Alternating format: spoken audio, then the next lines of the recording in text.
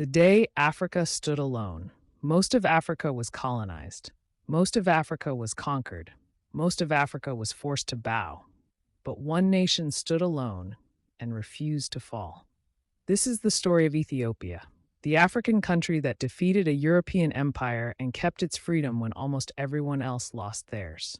This is Untold Chapters. In the late 1800s, Europe was racing to control Africa. Italy wanted its own empire, and Ethiopia was their target. But Ethiopia was not weak. It was organized. It was united. It was ready. Under the leadership of Emperor Menelik II, Ethiopia prepared not for surrender, but for resistance. In 1896, at a place called Adwa, Italian forces marched confidently into Ethiopian land.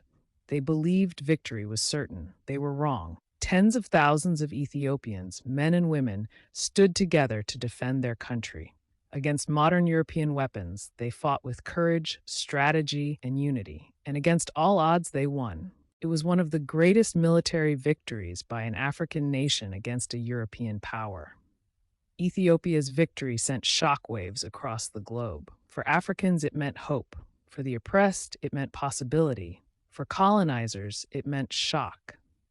Ethiopia proved that Africa could defend itself, that Africa could lead itself, that Africa did not need to bow to empire. Long after the battle ended, Ethiopia became a symbol of freedom, a symbol of resistance, a symbol of African pride.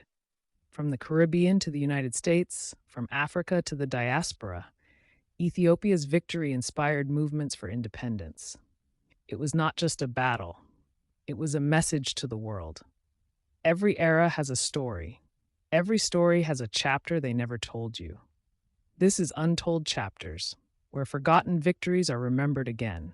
If this story inspired you, subscribe and join us as we uncover more hidden chapters of history.